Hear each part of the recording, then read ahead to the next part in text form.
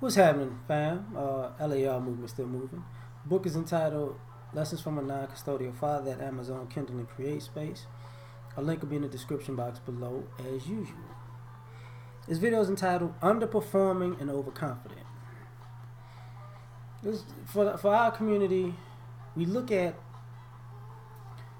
the upper echelon of our community. We look at the best of us, and we kind of overlook the worst of us. So everybody who's the best of us is a beacon of light. So we're overconfident because we're looking at the best of us, but the majority of us are underperforming, right? And I think it's a problem because this is where we have this Messiah complex, where, you know, if you make it, you kind of made it for all of us, and we're going to latch on to you if we can. If you're around, we're going to grab onto your coattails. It's because, you know, too many people are underperforming to the point where they have lost faith and hope in themselves of getting themselves out of the situation. When you look at the education rates of, you know, reading, writing, arithmetic, our scores. When you look at how we're kind of having a resurgence of education, but we're still behind as far as education in STEM. Because I must admit, when I was in college, and maybe it's just my family, but I doubt it. You know, I was one of those people. I was on my mother's side. I think in the immediate family, I think I was the second person to graduate college. And on my father's side, in the immediate family, I might have been the second. You know, so I would come from one of those type of families that just going to college and graduating is what was necessary to set the precedent for the other people to go. So it really didn't matter what subject you went in. You get what I'm saying? So I went in something that interests me, but it's not my profession. I could actually still go into it, you know, even in the field that I work in now. I could,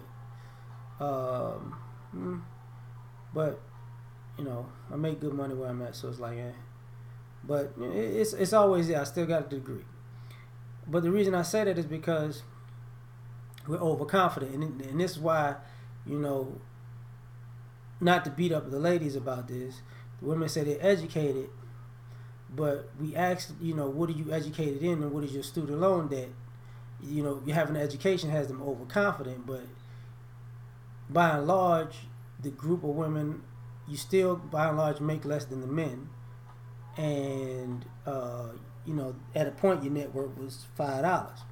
That doesn't say too much about us as men. We're more than that, but you know, well, we were maybe 700, 1,700, something like that. So, and we, you know, some of us got into trades.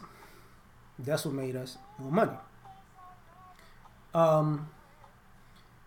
But we're overconfident. You know, the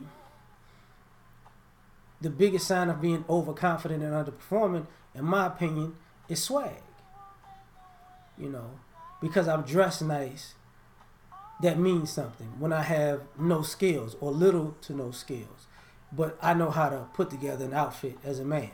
That means when you have a small amount of skill, but the way you dress and the way you walk and the way you talk is supposed to mean something, but you can't really do anything.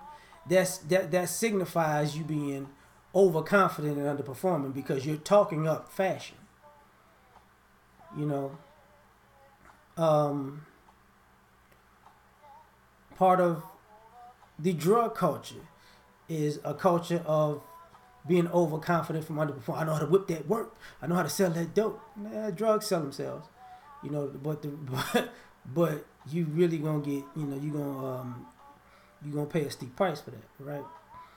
but people got confident. You know, you can't take that money everywhere. And that's the one. You know, people made the money, but you can't take it everywhere. That's something that people, I guess, never told people.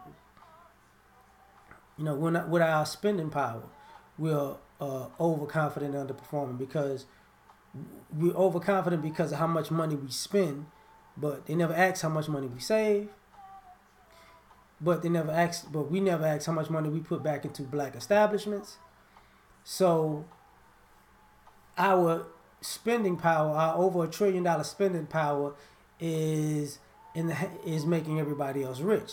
So we're overconfident that we have this spending power, but we're underperforming and recycling money between ourselves. You know, in some ways, you know, single parenting is, you know, overconfident, underperforming. I know what I'm doing. I'm the mother and the father, but if you look at how these kids are faring in school and in life, then they're not up to snuff. They're not up to par. They're not up to par. And they don't exceed it. And what we like to do is the same thing I said earlier. We like to use the exception as the example, but the rule is not that. Like, the rule is the kids are struggling. But, you know, as long as I can walk around and say, you know, I'm doing this all by myself, that's what's most important. That's, you know, delusional confidence. How can I say this? We're overconfident in thinking that words are gonna beat white supremacy. We can talk our way out of white supremacy, and we're underperforming because fighting white supremacy is a financial battle, and that's a battle we're losing. We're underperforming, and we don't actually know how. A lot of us don't know how to not just create a business, but we don't have any ideas of systems. You know, we're underperforming when it comes to understanding systems, or looking at things from a developer's mindset or a builder's mindset. We're underperforming in that. We don't know how to create things that you can viably sell globally to help people in a technological sense. You know, we don't know how to build engines. That will get us out of white supremacy before talking. You know, we don't know how to. I think we do know how to build buildings and roads. I can't say that, but we don't have.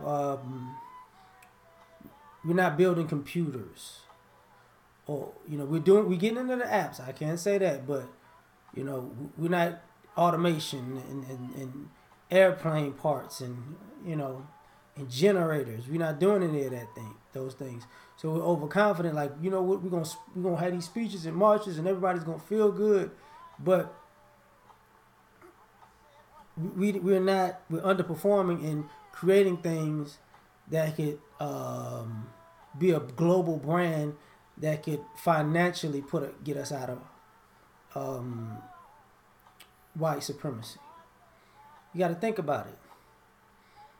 Like, one of the signs that we made it out is how much money we made. Oh, I made enough to get out of the hood. I made enough to live in this area. I made enough to buy this car. I made enough, you know, to be in this tax bracket per se. And where does all that come from? I work at this company. You know, all of that stems from you either working for somebody who set up a system that benefits a multitude of people, that can pay them a high wage off of some type of invention. And I get some of these inventions and some of these Fortune 500 companies actually are rich off the backs of black inventions. I do get that. But what I'm saying is, the problem lies in where we're not competing in that avenue. We're not doing those things. You know, we're not even thinking of doing those things. So we're overconfident, you know. And I get the population is lessening. I do get that, and this is part of the freak out for white America. But, you know, the other part about that is we're having an issue with being not able to create. We don't have a Mercedes Benz, a BMW, a Ferrari, a Lamborghini, a Rolls Royce. We don't have any of those things. You know what I'm saying? We don't have jewelry that we actually make and manufacture ourselves and sell it worldwide. We don't have a luxury brand of plates or furniture and stuff like that. So that's what I mean by we're underperforming. And maybe I'll get into this again another day, but I have to go at this particular point. So I'm gonna be out. Y'all take care. Catch y'all the next time. Peace.